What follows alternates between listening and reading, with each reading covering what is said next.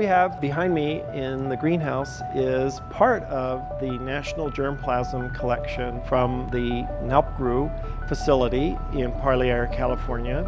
What you'll notice is that there's tremendous diversity within this collection, and this is part of the project aims is to evaluate some of this genetic diversity within the collection that has over 300 accessions.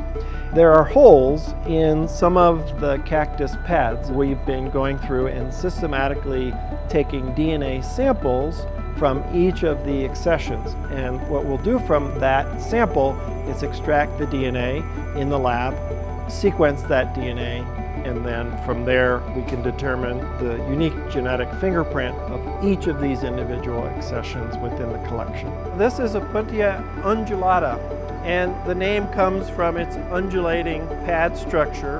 But the other thing that you'll notice, of course, is that it's spineless, but the areoles are very sparse. They're very far apart. It has very few areoles.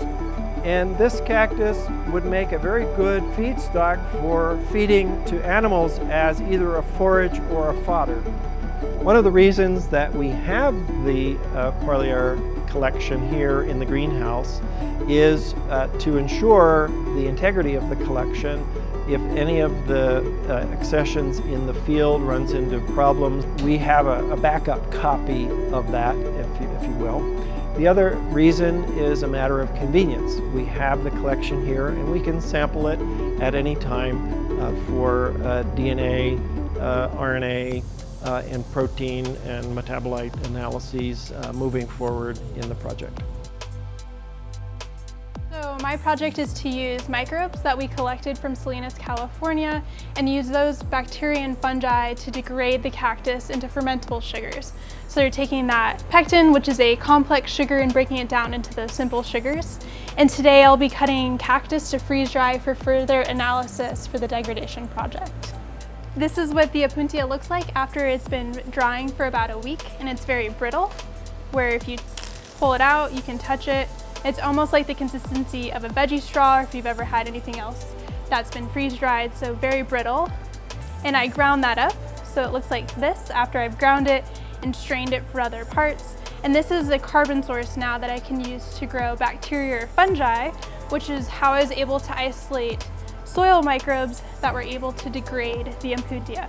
So this is a bacterial plate, and the only carbon source is my Opuntia. So I know that these bacteria definitely can grow using the cactus. What we're doing here is transferring some of the cactus collection into sterile tissue culture, and this allows us to maintain the cactus pads, let them grow back up, and if we have a particular accession in the collection, then we can go ahead and restore that and put it back into the field. One of the other objectives of the Opuntia project is to get a specific genotype for each of the individual accessions in the collection.